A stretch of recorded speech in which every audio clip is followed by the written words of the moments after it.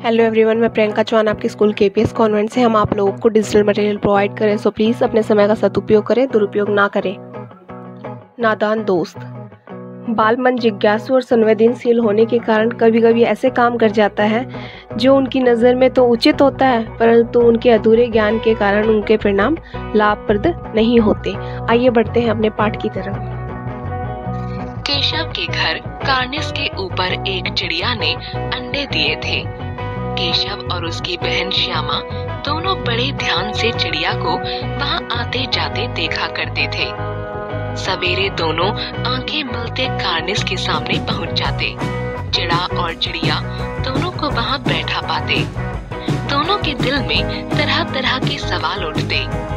अंडे कितने बड़े होंगे, किस रंग के कितने होंगे, क्या खाते होंगे, उनमें से बच्चे किस तरह निकल आएंगे, बच्चों के पर कैसे निकलेंगे।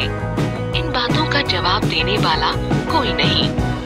न अम्मा को घर के काम धंधे से फुर्सत थी, न बाबूजी को ऑफिस के काम से। बच्चे आपस ही में सवाल जवाब करके दिल को तसल्ली दे दिया करते थे।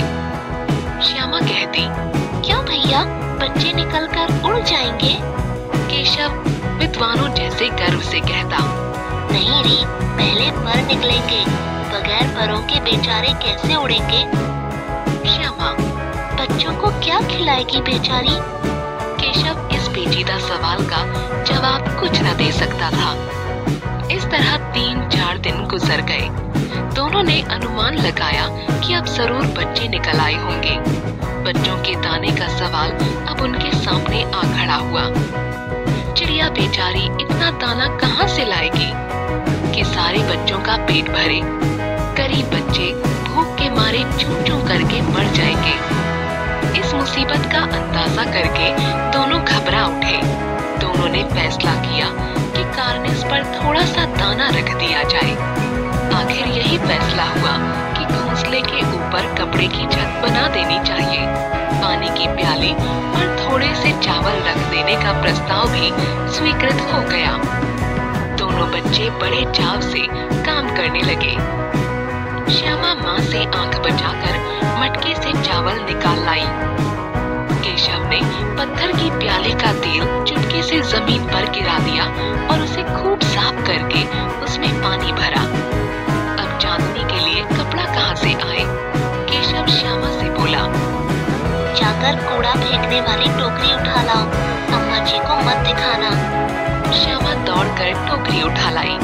केशव ने उसके सुराख में थोड़ा सा कागज ठूंस दिया और टोकरी को एक टहनी से टिकाकर बोला, देख, ऐसे ही घोंसले पर उसकी आड़ कर दूंगा, तब कैसे धूप जाएगी। श्यामा ने दिल में सोचा, भैया कितने चालाक हैं। गर्मी के दिन थे, बाबूजी ऑफिस गए हुए थे। अम्मा दोनों बच्चों को कमरे में सुलाकर खुद सो गई थीं। जो ही मालूम हुआ कि अम्मा जी अच्छी तरह से सो गईं, दोनों चुपके से उठे और बहुत धीरे से दरवाजे की सिटकनी खोलकर बाहर निकल आए। अंडों की हिफाजत की तैयारियां होने लगीं। केशव कमरे में से एक स्टूल उठा लाया। वह डरते डरते स्टूल पर चढ़ा। श्यामा दोनों हाथों से स्टूल पकड़े हुए थी। बार बार उसका ध्यान उधर चला जाता और हाथ ढीले पड़ जाते। केशव ने ज्यों ही कार्निस पर हाथ रखा, दोनों चिड़ियां उड़ गईं। केशव ने देखा कार्निस पर थोड़े से तिनके बिछे हुए हैं और उन पर 3 अंडे पड़े हैं। जैसे घोंसले उसने पेड़ों पर देखे थे, वैसा कोई घोंसला नहीं है। श्यामा ने नीचे से पूछा, कितने बच्चे हैं भैया? केशव, 3 अंडे हैं, अभी बच्चे नहीं निकले। श्यामा मीठी आवाज में बोली, जरा हमें दिखा दो भैया, कितने बड़े हैं? केशव झिड़क कर बोला, दिखा दूंगा, पहले जरा चिथड़े ले आ, नीचे बिछा दूं, बेचारे अंडे तिनकों पर पड़े हैं। और हाँ, टोकरी, दाना पानी की प्याली भी लेते आना। श्यामा दौड़कर एक एक करके 7 सामान ले आई। श्यामा ने गिड़गिड़ा कर कहा, अब हमको भी चढ़ा दो भैया। केशव, तुम गिर पड़ोगी। श्यामा ने आंखों में आंसू भरकर कहा, तुमने मुझे नहीं दिखाया, मैं अम्मा जी से कह दूंगी। इतने में कोठरी दरवाजा खुला और माँ ने धूप से आंखों को बचाते हुए कहा, तुम दोनों बाहर कब निकल आए? मैंने कहा था कि दोपहर को न निकलना। किसने किवाड़ खोला? माँ ने दोनों को डांट डपट कर फिर कमरे में सुला दिया। यकायक श्यामा की नींद खुली। किवाड़ खुले हुए थे। वह दौड़ी हुई कार्निस के पास आई और ऊपर की तरफ ताकने लगी। टोकरी का पता न था। संयोग से उसकी नजर नीचे गई और वह उल्टे पांव दौड़ती हुई कमरे में जाकर जोर से बोली, भैया, अंडे तो नीचे पड़े हैं, बच्चे उड़ गए। केशव घबरा कर उठा और दौड़ता हुआ बाहर आया। उसके चेहरे का रंग उड़ गया। सहमी हुई आंखों से जमीन की तरफ देखने लगा। श्यामा ने पूछा, बच्चे कहाँ उड़ गए भैया? केशव ने करुण स्वर में कहा, अंडे तो फूट गए। दोनों की आवाज सुनकर माँ ने पूछा, तुम दोनों वहाँ धूप में क्या कर रहे हो? श्यामा ने कहा, अम्मा जी, चिड़िया के अंडे टूटे पड़े हैं। माँ ने आकर टूटे हुए अंडों को देखा और गुस्से से बोली, तुम लोगों ने अंडों को छुआ होगा। अब तो श्यामा को भैया पर जरा भी तरस न आया।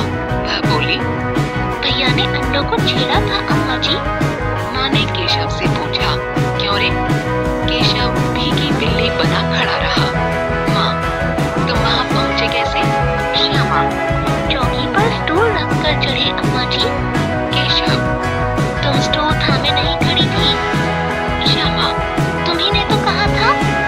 माँ बोली, तुम इतने बड़े हो गए, तुम्हें अभी इतना भी नहीं मालूम कि छूने से चिड़ियों के अंडे गंदे हो जाते हैं। चिड़िया फिर उन्हें नहीं सेती।